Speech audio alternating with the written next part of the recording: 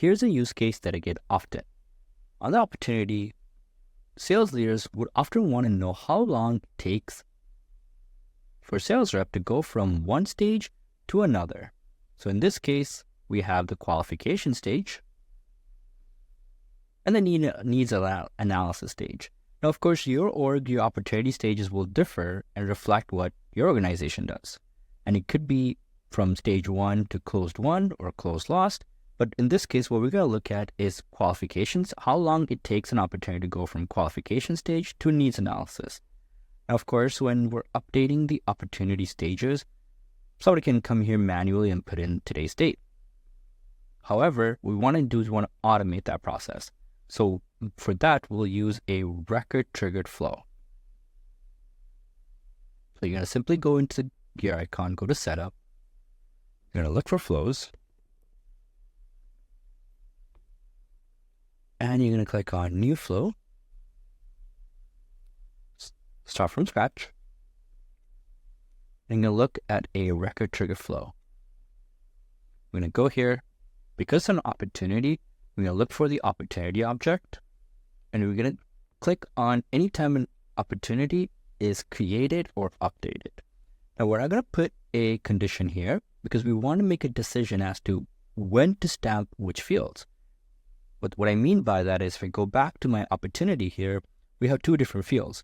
We want qualification stage to only get stamped when we hit the qualification stage, and same thing for needs analysis. So because of that, we're going to be using a decision element. Go back to our flow. And what we're going to do is we're going to create a decision element right here. And here we're going to check for the opportunity stage. So we'll call it check op stage.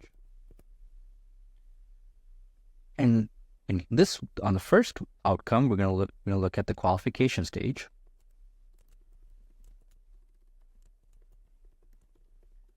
You want to make it as simple as possible so whoever is looking at your flows is able to read and understand exactly what these decision nodes are checking. So what I'm going to do here is I'm going to look for the opportunity. It's going to be the triggering opportunity. And it's going to be the triggering opportunity. We're going to look at the stage field. And we are going to go through this side of the decision node anytime the stage is qualification. I'm going to select it. I only want it to run if the triggering flow, if the conditions are met. I don't want this running every single time. So that's going to be my first decision node. My second decision node is going to be stage equals needs analysis. Now, again, we're only doing 2 stages. You can do as many stages as you want, so you can create them accordingly. So again, you're going to look for triggering opportunities, stage. I'm going to look for needs analysis. Right? Then what we're going to do is we're going to update our opportunity. So we're going to go here. We're going to look for update the triggering record element. This is a shortcut. You can look for update records, but Salesforce just gives us this triggering record. And we're going to update the qualification date. Right? So again, we're just going to use the opportunity that triggered the flow. We're going to look for qualification stage, or date rather. And all we're going to do is we're going to go into the flow variable right here, stamp the current date. Because again, we want to stamp exactly when that happens. Then we're going to go to the same thing for needs analysis. Same option. And here we're going to say update needs analysis. Same thing. Look for a needs analysis date field. Look for the flow variable current date. And that's it. One thing I do want to go back is right here. I do want to make this right here. I do want to make this a before flow since we're just simply doing a simple update to the record itself.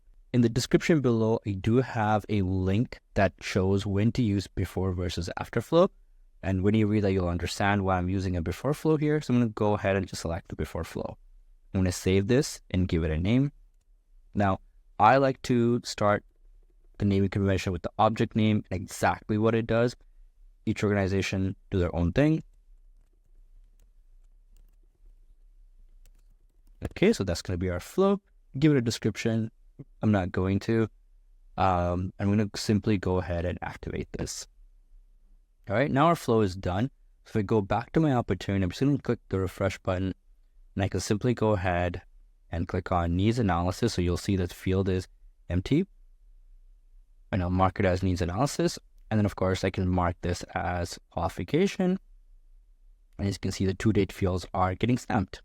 And now in order to calculate these two, what you'll need to do is create a formula field. The formula field will be simple, and I'll show you that here as well. You're going to simply again go to setup, go to object manager, opportunity. Again, I also linked the other field where we talk about field creations, but you can simply go into new formula. So in this case, all I'm simply doing is calculating the number of days between two date fields. So the formula is going to be quite simple. I'm going to call it number of days. No, you know what? Make it a little bit simple.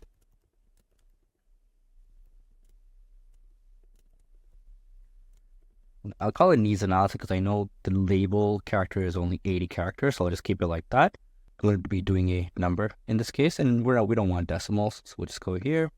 And it's simply going to be the later date minus the start date. So later date in an ideal world would be your needs analysis stage. Now, I didn't really name my fields as good as I should have, so it's going to be needs analysis minus qualification date. Go to the next field. Again, you can play around with the field level security and the page layout, so I'm not too concerned about that. And on the page layout, I'm just going to add that field a little bit closer.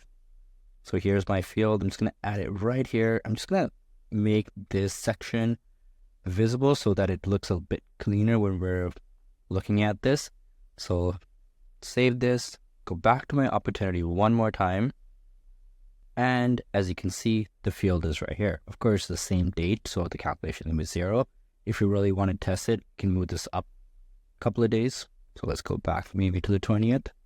And as you can see here, it simply gives you the calculation. So now you can report on this.